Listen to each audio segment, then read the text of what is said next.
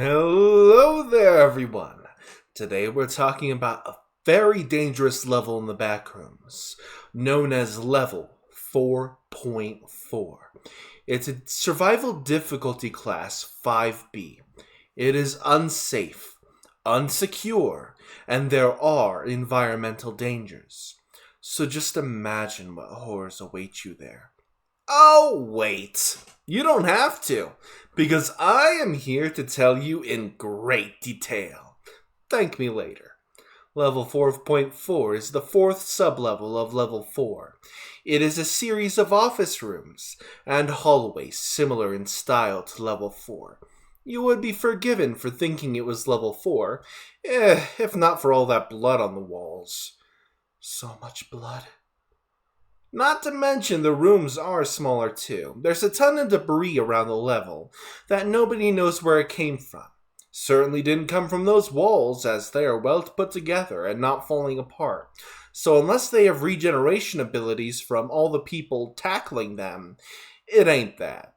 Now unfortunately, we have to talk about what makes this floor so dangerous. And trust me, it is. The longer you stay on this floor, the more you are filled with bloodlust. So much rage and a desire to destroy. And if you stay too long, you could begin destroying other people you came with, or yourself if there are no people to off. You see the blood on the wall? That was from past wanderers who were destroying themselves, chewing their fingers off, running into walls, clawing at their abdomen until entrails fall out. So it really is in your best interest to hightail it out of this level as soon as you possibly can. There are windows on this floor that make the floor appear underwater, as if looking out of it, you see you are in the ocean. You should be able to see the surface from where you look out the windows, however. People who enter level 4.4 seem to be drawn to the lockers on this level. I highly suggest you resist this should you find yourselves here, because you are likely to find wanderers who have lost themselves to the bloodlust here, ready to knock you out, carve you up, and stuff your meat into the lockers for later consumption. Eesh, what a way to go. There are no bases, outposts, or communities here for obvious reasons. As for entrances and exits, there are two ways to enter level 4.4. The main way is to enter through level 4 or any of its sublevels by interacting with a body that is past tense, so to say. It is likely a wanderer will accidentally end up here by examining those bodies without being aware of the consequences of doing so. Another way of entering is to find a body-filled room in level 611 and no clipping into those bodies. But let's just say if you're going into a room full of bodies, you should know what you're getting yourself in for. To exit, which you should immediately do, one can no-clip into those windows we talked about to enter level 7, or you can return to level 4 by no-clipping into a body. All in all, this floor is very dangerous and you should never come here. Now we're talking about level 7, Thalassophobia. Survival difficulty class 4. It's unsafe, unsecure, and there's a medium entity count. Level 7 is the 8th level of the Backrooms. It poses a significant obstacle to the exploration of level 8 and so on. Level 7 is an impossibly large ocean that seems to stretch infinitely in all directions. Despite the absence of a fixed light source within the level, a dim natural light is present across the level. Detailed exploration of this ocean is sparse due to the extreme danger and the amount of preparation it requires to navigate. What we know of Level 7 is as follows. Level 7 is largely unexplored, but is understood to be composed of two rooms. The entrance room and the room containing the ocean itself, with a high concrete ceiling suspended above the water. The entrance room appears to be the most readily available point of entry to level 7, being directly at the bottom of the stairs from level 6. This entrance room is the most habitable point in the level, and should be used as a home base for those who dare to explore the ocean below. This room is fully furnished, with a bookcase against the left wall, containing several books of unknown origin, a small coffee table, a single chair, and fluorescent ceiling lamp. The carpeted floor is covered with a shallow pool of water, no deeper than a puddle. Across the room from the staircase to level 6 is the doorway to the ocean. Any explorers willing to traverse level 7 should be aware that the center of gravity within the entrance room is different from that of the rest of the level. The entrance room appears to be built sideways into the ceiling of level 7, with the door opening up directly above the water from a top-down perspective. Anything directly in front of the open doorway will have its gravity forcibly adjusted to that of the ocean, leading several unfortunate wanderers to plummet through the doorway into the waters below. The vast majority of level 7 is composed of the ocean outside the entrance. The door to the entrance room is located on a fixed spot on the concrete ceiling, roughly 4.5 meters above the surface of the water. Though the water surrounding the entrance is barren, wanderers traveling far enough across the surface have discovered islands made of an unknown rock, which are mostly uninhabited. The ocean of level 7 is mostly uncharted, but exploration suggests that the entire level is almost completely devoid of life. The zones of level 7, categorized by light level, are listed as such. The Daylight Zone. As the name suggests, the Daylight Zone is the most well-illuminated part of level 7 ocean, being slightly less dim than the surface. Very little else can be said about this zone, as it's the most barren area of the ocean. The Twilight Zone. Located just below the Daylight Zone, roughly a kilometer below the surface of the water, the Twilight Zone is significantly darker and colder. This zone contains loose bones and scraps of rusted metal, as well as the first sightings of full skeletons. These skeletons are often humanoid, with noticeable differences, including much larger jaws containing long, sharp teeth, and legs ending in what presumed to be flippers. Several skeletons of large, unearthly fish have also been spotted, many of which are covered in bite or scratch marks. The water pressure is said to be quite strong by this point, yet it appears that at no point in level 7 is the pressure great enough to crush the human skeleton. However, due to more pressing dangers, explorers willing to travel this far or further down are advised to leave as quickly as possible. The Midnight Zone. Estimated to range at around 3 kilometers below the Twilight Zone, the Midnight Zone is completely dark.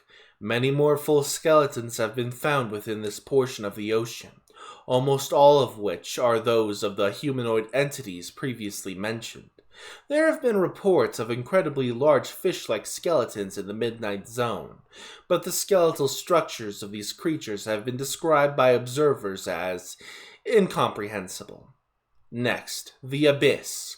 Any depth below 7 kilometers from the surface is considered to be too dangerous to explore, with the longest recorded exploration of the Abyss lasting just under 2 minutes. The Abyss is sparsely decorated with mountainous piles of tar and rock, with a steady bubbling emanating from an unknown source below. This zone is also densely populated by the aforementioned humanoid skeletons, most of which have been eroded in some regard by the immense pressure. Little else is known about the depths of the waters, aside from rumors of a cave entrance in one of the underwater mountains that are said to lead to level 8. The current depth of level 7 is unknown by exact terms, but members of the BIS have determined it to be impossibly deep architecturally. Fragments of synthetic fiber in the Midnight Zone and Abyss suggest that the ocean floor is carpeted. Entities. In terms of entities, level 7 is reported to contain only one. Alone in the freezing waters, the thing on level 7 appears to have killed off any other life in the ocean. This, however, has been crossed out. For many years, level 7 was believed to have only one entity, the infamous thing on level 7. As of April 18th, 2019, level 7 is now inhabited by another entity, who goes by the name Tiny. The combined ferocity and physical prowess of both entities have left the entire rest of the ocean completely uninhabited, making them the primary sources of danger within the level.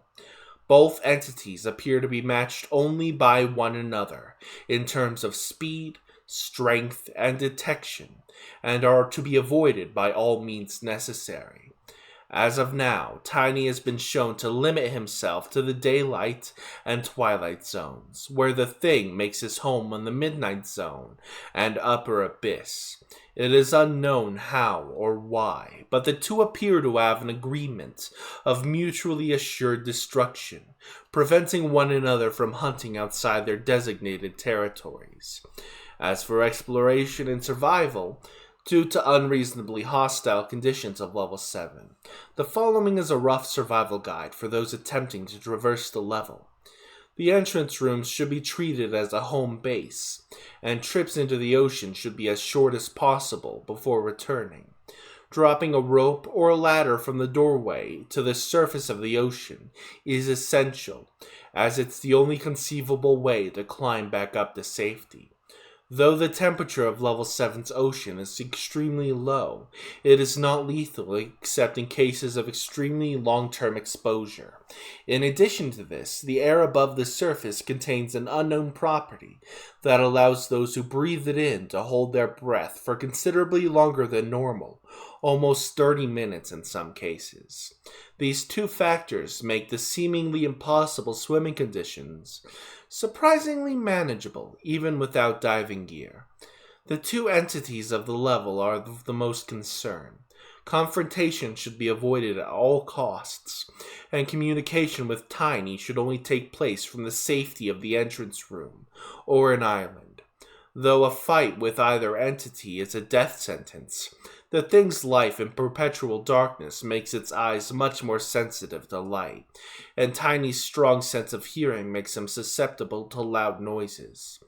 By using these two factors, it is possible to subdue both entities for long enough to explore with minimal reduced risk. As for bases, outposts, and communities, there is Fort Surrender, an outpost on the closest recorded island, consisted of a haphazardly constructed shelter, composed of broken furniture held together by tar. Inhabitants are rumored to have devoted themselves to worshipping the thing on level 7. Numbers of inhabitants is unknown, but said to be somewhere between 4 and 9 people. Population of the outpost is rumored to be hostile.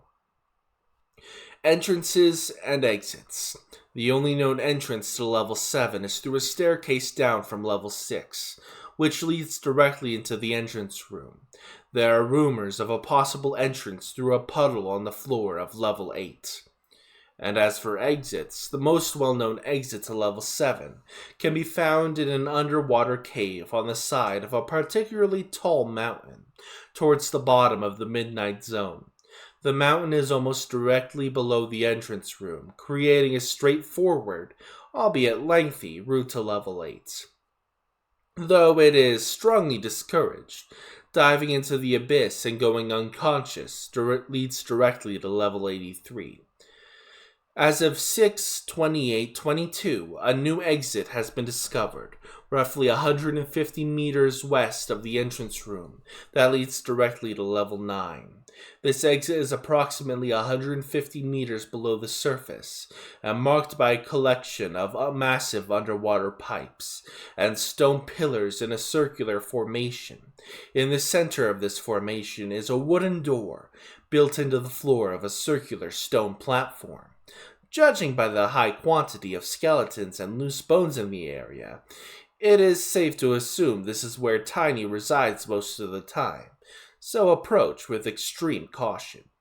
Recent speculation suggests that level 7 may be connected in some way to other ocean levels, as several people have claimed to have traveled by boat to level 880 by sailing extremely far to the west of the entrance room. This exit is unproven, but is being looked into as a possible, safer exit to this level. Level 8. Survival Class 5. Unsafe, unsecure, and there's an entity infestation. Level 8 is the level of the Backrooms, the 9th level. This level seems to be an infinite cave system with caverns and dangers around every corner. Level 8 is made of huge caverns and small cave systems that twist and turn like normal underground systems. Level 8 is very damp, with almond water flowing from the walls and ceiling. Stalactites and stalagmites appear to be very common in Level 8. Sounds echo throughout the level, so it is easily to listen for potential danger, or possibly even attract it if not careful. Level 8 is normally devoid of natural light, but light sources from an unknown origin shine on the damp walls, making the light slightly glow in select areas. Vegetation appears rarely on Level 8, in the form of dried vines and small shrubs. Large pools of almond water can be found around the level, which is not safe for consumption due to large amount of minerals. Some pools that are found are made of the viscous, tar-like substance, the same substance found in Level 2 and Level 7. Entering the goop will result in groups of humanoid hands covered in tar, reaching out and grabbing the wanderer, dragging them into the pool. Another variant of the pools is one made from distilled water, and entering one will lead the wanderer to Level 7. Small veins of ore exist within Level 8. This level includes many types of ore minerals, such as iron, copper, gold, and more. The Meg have created public travel routes in the safe area of Level 8 for safe travel for wanderers.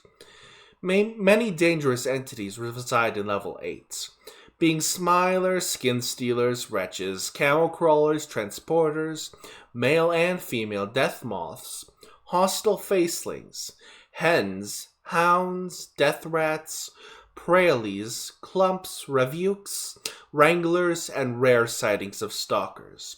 Crawlers have been reported due to the vents of Level 2 connecting to Level 8. Windows have been reported to appear in Level 8's walls. However, this claim has yet to be corroborated. Due to the danger presented by the entity known as Wranglers, it is highly advised to be aware of their abilities before traversing this level. Above all, if any rumblings are heard or felt, evacuate the area immediately. Bases, outposts, and communities. Setting up an outpost or community within Level 8 is not advised. However, this does not mean it hasn't been done. The Meg Outpost, Cave Raiders.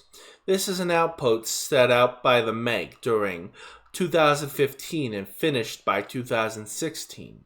This outpost is tasked with terminating hostile entities and mapping out routes for public transportation. This outpost has 54 members. The town of Karavagast. This now defunct group was reportedly made up of an unknown species of vaguely humanoid entities that have long since disappeared without a trace. This community was said to have 78 members. These members lived in a remote area of Level 8, which was not accessible to outsiders before its abandonment. This leader of the town was reportedly more welcoming to humans than the rest of the group. There is evidence to suggest that this group existed as means of supplying other communities with unique minerals hidden deep within Level 8. These minerals appear to have been used to create crude weapons.